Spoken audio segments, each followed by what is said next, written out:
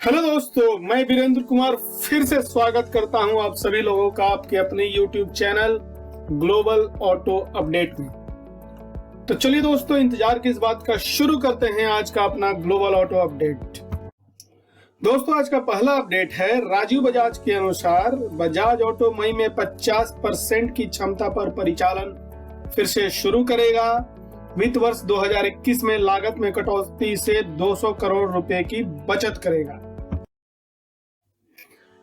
राजीव बजाज के अनुसार बजाज ऑटो तभी प्लांट में परिचालन शुरू करेगी जब सारे डीलरशिप खुल जाएंगी। उनका कहना है कि पिछले एक सप्ताह में ही उन्होंने कुछ सकारात्मक घटनाक्रम देखे हैं। विशेष रूप से हमारे पंतनगर संयंत्र को पूरी क्षमता से संचालित करने के लिए उत्तरोत्तर स्वीकृति दी गई है। राजीव बजाज ने CNBC TV 18 के साथ एक साक्षात्कार में कहा कि कंपनी को हमारे औरंगाबाद प्लांट्स के लिए समान मंजूरी मिल रही है। हालांकि पुणे के बाहर चाकन संयंत्र अर्थात प्लांट को उत्पादन के लिए कोई संकेत नहीं मिला है, जो कि दुर्भाग्यपूर्ण है क्योंकि यह कंपनी का मुख्य एक्सपोर्ट प्लांट है। वेतन में कटौती और लागत में कटौती के उपायों के बारे में बोलते हुए प्रबंधन ने इस बात को प्रकाश डाला कि उन्होंने लागत में कटौती के लगभग सभी उपायों को पहले ही लागू कर दिया है। यह इस साल 150 करोड़ रुपए से 200 करोड़ रुपए के बीच का बचत करेगा। और आज का दूसरा अपडेट है, ऑटो कंपनियां फंड जुटाने के लिए कॉरपोरेट बॉन्ड का सहारा ले रही हैं।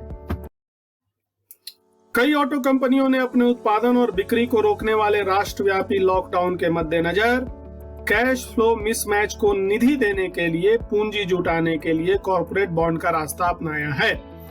पिछले 2 हफ्तों में कम से कम 5 कंपनियों ने कुल 5,500 करोड़ रुपए की नॉन कन्वर्टेबल डिवेंचर्स अर्थात NCDs जारी करने की योजना जारी की है या जारी कर रहे हैं। ये कंपनियां हैं Tata Motors, Mahindra and Mahindra, TVS Motors, Apollo tyres और मदरसन सुमी। पिछले 1 महीने में ऑटोमोटिव कंपनियों के लिए रेवेन्यू नगण्य था क्योंकि कारखाने और डीलरशिप बंद पड़े हुए थे। इसके अलावा उनके पास कर्मचारियों के वेतन जैसी महत्वपूर्ण निश्चित लागतें हैं, जिसके परिणाम स्वरूप कैश फ्लो मिसमैच होता है। कमर्शियल व्हीकल प्लेयर्स को उधार लेने की संभावना है, यह देखते हुए कि वे परिचालन घाटे की रिपोर्ट कर सकते हैं, जिसका अर्थ है कि उन्हें अपने ब्याज का भुगतान करने के लिए अन्य धनराशि की आवश्यकता होगी। और आज का तीसरा अपडेट है, लॉकडाउन के कारण इंडियन ऑटो इंडस्ट्री को निर्यात में अरबों का नुकसान हो रहा है। वाहन निर्माताओं के लिए 4 से 5 बिलियन डॉलर के निर्यात ऑर्डर दांव पर हैं, जिन्होंने अब उत्पादन सुविधाओं को 6 सीधे हफ्तों के लिए बंद देखा है। इन आदेशों को अप्रैल से जून तिमाही में पूरा करने की आवश्यकता है। उद्योग सरकार से विभिन्न आपूर्ति केंद्रों पर पूरी सप्लाई चेन में उत्पादन की अनुमति देने का आग्रह कर रहा है। इसके बिना निर्यात आदेशों को सम्मानित नहीं किया जा सकता है। ये जो है यह भी कहते हैं कि इन आदेशों की सेवा करना यह सुनिश्चित करने का सबसे अच्छा तरीका है कि इस क्षेत्र में नौकरी और वेतन में कटौती ना हो। ऑटो कंपनियां चिंतित है कि वे चीनी और दक्षिण पूर्वी एशियाई निर्माताओं को आदेश खो सकते हैं। उद्योग के पास अरबों के आदेश हैं और एक बार खो जाने के बाद निर्यात बाजार को फिर से हासिल कर पाना काफी कठिन होगा। और आज का चौथा अपडेट है, देश में ट्रक ड्राइवरों की रिपोर्ट कोविड-19 के कारण कॉन्ट्रैक्ट हो रही है, कम हो रही है। कोविड-19 के कारण देश में ट्रक ड्राइवर्स की संख्या में काफी कमी आती जा रही है, जो पूरे सेक्टर में सप्लाई चेन के लिए गंभीर चुनौती के रूप में सामने आ सकता है। विकास देश में ट्रक ड्राइवरों की कमी के मुद्दे को जोड़ता है, जो काम पर वापस आने के लिए अनिच्छुक दिख रहे हैं। ट्रक ड्राइवरों के लिए कोविड-19 बीमा की घोषणा में देरी स्थिति को बदतर बनाती जा रही है। ट्रक ऑपरेटरों को दिवालिया होने से बचाने के लिए एसोसिएशन ने soft loan deferment of statutory compliances में भी सरकार से राहत मांगी है। उनका कहना है कि सरकार को देश भर में ट्रांसपोर्ट को राहत देने के लिए soft loan deferment of statutory compliances and taxes, fees, EMI वगैरह 6 महीने के लिए उपलब्ध कराना चाहिए। आईटुआ ने ट्रांसपोर्ट के एडमिनिस्ट्रेटिव एक्सपेंस को पूरा करने में मदद के लिए रिफंड राशि पर कोई कैप नहीं के साथ साथ TDS की वापसी की भी मांग की है। आज का पांचवा अपडेट है, बजाज ऑटो ने मार्च 2020 में डोमिनर 250 की 825 से ज्यादा यूनिट बेची। बजाज ऑटो ने मार्च 2020 में भारत में डोमिनर 250 की कुल 861 यूनिट बेची। 11 मार्च 2020 को ही मोटरसाइकिल को लॉन्च किया गया था और जब तक कोरोना वायरस लॉकडाउन लागू नहीं था तब तक बजाज ने 850 से अधिक यूनिट्स को बेचने का अच्छा प्रदर्शन किया था। बेशक यह नंबर होलसेल का है, रिटेल का नहीं है। इसके अलावा बजाज डीलरों ने लॉन्च होने से लगभग 1 महीने पहले ही डोमिनर 250 के लिए बुकिंग करना शुरू कर दिया था। बजाज डोमिनर 250 को स्पोर्ट टूरिंग मशीन के रूप में बिलिंग कर रहा है, अपने बड़े भाई की तरह, और दर्शकों के एक बड़े समूह के लिए अपील करना चाहता है। और आज का छठा अपडेट है, बॉश ने 2020 में वैश्विक कार उत्पादन का अनुमान 20% घटाया। रॉबर्ट बॉश ने कहा है कि इस साल ऑटोमोटिव उत्पादन में कम से कम 20% की कमी आने की उम्मीद है, क्योंकि कोरोना वायरस महामारी ने फैक्ट्री उत्पादन लाइनों और शिप्स डिमांड पर ब्रेक लगा दिया है। बॉश को वैश्विक मंदी की उम्मीद है और इससे उनके प्रदर्शन पर काफी प्रभाव पड़ेगा।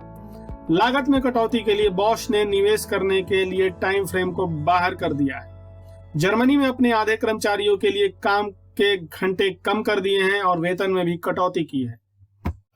आज का 7वां अपडेट है, मदरसन सुमी का दावा है कि इसके अधिकांश प्लांट्स विश्व स्तर पर सक्रिय हो गए हैं, अर्थात शुरू हो गए हैं। मदरसन सुमी ने घोषणा की है कि इसके अधिकांश मैन्युफैक्चरिंग सुविधाओं ने दुनिया भर में परिचालन फिर से शुरू कर दिया है।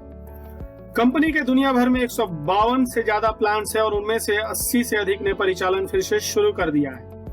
मदरसन सुमी ने यह भी कहा है कि 30% प्लांट्स में अब 80% से ज्यादा क्षमता पर उत्पादन हो रहा है। उनमें से बाकी अब 50% क्षमता तक चल रहे हैं और धीरे धीरे और लगातार क्षमता बढ़ाने के लिए कमर कस रहे हैं। इसके अतिरिक्त बाकी प्लांट्स को कोविड-19 आवश्यकताओं के अनुसार उत्पादन के लिए तैयार अवस्था में रखने के लिए तैयार किया जा रहा है। अनुमति प्राप्त होते ही ये प्लांट्स भी काम करना शुरू कर देंगे। भारत के अलावा मदरसन सुमी के Japan, China, America, Mexico, Brazil और यूरोप के कई अन्य देशों में भी प्लांट्स हैं। इस महीने की शुरुआत में ग्रुप के वाइस चेयरमैन ने कहा है कि कंपनी के चीन के प्लांट का संचालन फिर से शुरू हो गया है और उत्पादन के लिहाज से कोविड-19 के स्तर पर वो पहुंच गया है।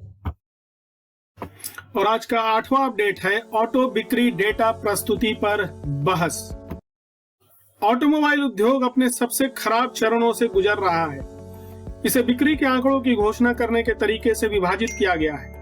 टाटा मोटर्स ने घोषणा की है कि वह हर महीने की बजाय हर तिमाही में एक बार अपनी बिक्री की संख्या घोषित करेगी, जैसा कि अभी प्रैक्टिस में कर भी रही है। हालांकि अन्य कंपनियों को घोषणाएं करना भी बाकी है, लेकिन अधिकांश उद्योग अधिकारी मौजूद अभ्यास के साथ जारी रखना चाहते हैं, जबकि कुछ ने तिमाही रिपोर्टिंग की है। इस बात पर भी बहस है कि होलसेल या रिटेल या दोनों को ही रिपोर्ट किया जाए। एक बात से लगभग सभी लोग सहमत है कि एक सही बाजार की तस्वीर के लिए एकल प्रणाली की आवश्यकता है। सियाम को अभी एक स्टैंड लेना बाकी है। मारुति सुजुकी सियाम के जनादेश का पालन करेगी और मासिक डेटा जारी करेगी। हुंडई मोटर्स ने कहा है कि वह सियाम के दिशा निर्देशों का भी पालन करेगा और कंपनी होलसेल या रिटेल नंबर्स दोनों का रिपोर्टिंग करेगा। कंपनी के सूचना ऑनलाइन उपलब्ध होने पर बिक्री के आंकड़ों की रिपोर्ट करने के लिए 3 महीने का समय बहुत लंबा होगा। मासिक बिक्री संख्या इस बात की एक तस्वीर देती है कि प्रतिस्पर्धा अर्थात कंपटीशन कैसा हो रहा है और तदनुसार रणनीति अर्थात स्ट्रैटेजी को तेजी से बढ़ाया या घटाया जा सकता है। सियाम सरकार के साइट से होलसेल और रिटेल नंबर्स की रिपोर्ट करना जारी रखेगा, जो रजिस्ट्रेशन पर आधारित होगा। दोस्तों, यदि हमारा वीडियो आपको अच्छा लगा हो तो इसे लाइक करें, और यदि कोई आपके फ्रेंड ऑटोमोबाइल इंडस्ट्री में है या ऑटोमोबाइल की जानकारी रखना चाहते हैं तो उनसे ये वीडियो शेयर करें। और यदि आप मुझे कोई सुझाव देना चाहते हैं तो हमें कमेंट्स के माध्यम से सुझाव दें। और यदि हर सप्ताह इस तरह का वीडियो देखना चाहते हैं तो हमारे चैनल को सब्सक्राइब कर दें और बेल आइकन पे क्लिक करें। मुझे आशा है कि आप लोग घर पे होंगे, सुरक्षित होंगे। Stay at home, be safe.